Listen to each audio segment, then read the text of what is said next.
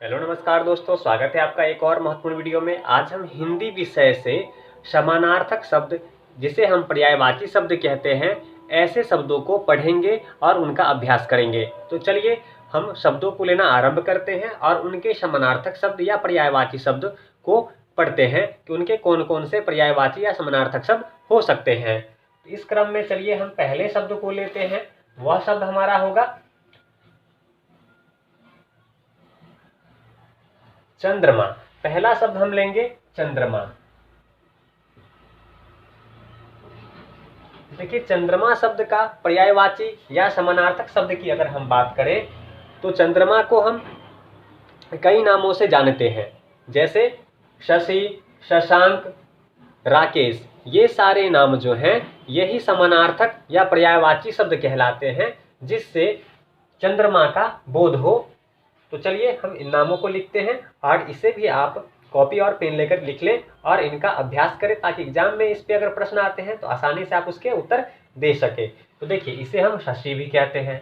शशि, पहला नाम आपका शशि, चंद्रमा को आप शशि कहते हैं। शशि इसका समानार्थक और पर्यायवाची शब्द हुआ। वहीं आगे बात करें, इसका आपका होगा शशांक। शशांक यह आपका चंद्रमा का ही पर्यायवाची शब्द हुआ। इसके अलावा अगर हम और अन्य इसके पर्यायवाची शब्द की बात करें तो चंद्रमा को राकेश भी कहा जाता है। राकेश नाम से भी चंद्रमा को जाना जाता है। राकेश चंद्रमा का पर्यायवाची या समानार्थक शब्द हुआ। इसी प्रकार अन्य शब्दों को अगर हम देखें तो देखिए, पक्षी लेते हैं। पक्षी, इसके अगर समानार्थक शब्दों की हम बात करें तो इसे हम खग, विहग, नभचर आदि नामों से जानते हैं। तो पक्षी का जो समानार्थक शब्द या पर्यायवाची शब्द अगर हमें लिखना हो या जानना हो तो हम बोलेंगे एक तो खग। खग इसका समानार्थक शब्द या पर्यायवाची शब्द हुआ। इसके अलावा पक्षी को हम विहग भी कहते हैं, यही इसका समानार्थक और पर्यायवाची शब्द हुआ। अगर इसके अन्य पर्यायवाची या समानार्थक शब्दों की बात करें तो नभचर, इसे हम नभचर नाम से भी जानते हैं। नभचर नाम से भी हम जानते हैं। इस प्रकार से हमने चंद्रमा, पक्षी के पर्यायवाची और समानार्थक शब्दों को पढ़ा। इसी प्रकार से चलिए अन्य शब्दों को लेते हैं, जैसे बिजली।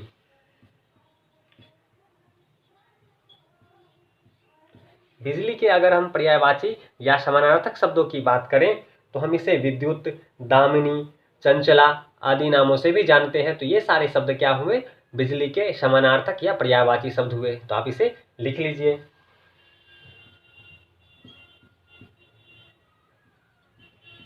इसे हम विद्युत भी कहते हैं, इसका पर्यायवाची शब्द या समानार्थक शब्द विद्युत हुआ। इसके अलावा हम इसे इसका दामिनी जो है यह भी समानार्थक शब्द या पर्यायवाची शब्द होता है। इसी प्रकार चंचला की बात करें तो इसका समानार्थक शब्द चंचला भी होता है, जो इसे हम पर्यायवाची शब्द कहते हैं।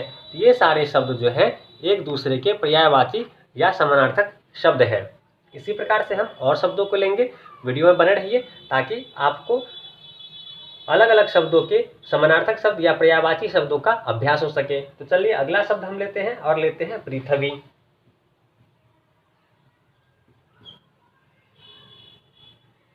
पृथ्वी की अगर समानार्थक या पर्यायवाची शब्द की बात करें, इसे हम धरती, भूमि या भू भी कहते हैं। ये सारे शब्द क्या हुए हैं? पृथ्वी के समानार्थक या पर्यायवाची शब्द हैं। तो इसे आप लिख लीजिए। पृथ्वी को हम क्या कहते हैं? धरती भी कहते हैं। तो ये इसका समानार्थक शब्द हुआ।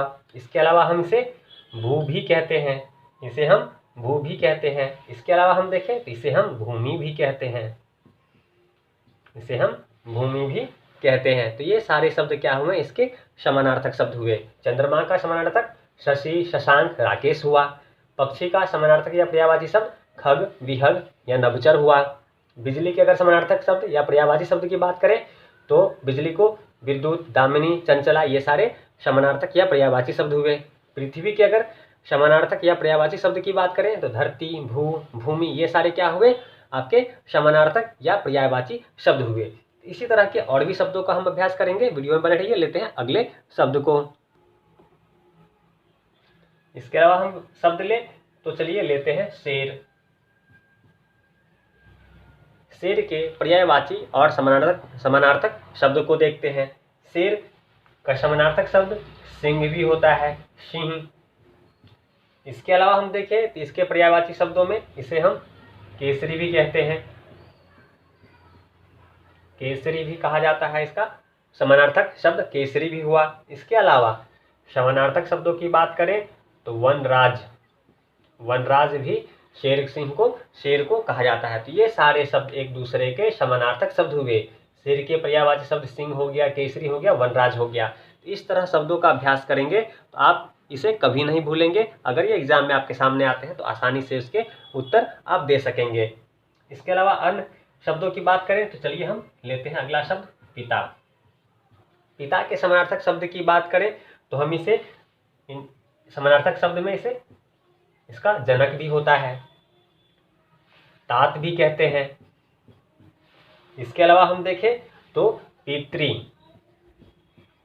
पितृ आदि शब्द जो है इसके समानार्थक या पर्यायवाची शब्द हुए। तो इस तरह से हम देखें तो पिता के समानार्थक या पर्यायवाची शब्द जनक, तात, पितृ आदि हो गया। तो ये सारे शब्द आप अभ्यास करेंगे, हमेशा आपको याद रहेगा, कभी नहीं भूल पाएंगे। तो वीडियो को अंत तक देखिए, बिल्कुल नए नए शब्द आपको जानने सीखने को मिलेंगे। तो चलिए अगला शब्द लेते हैं और देखते हैं कि कोयला को क्या कहते हैं।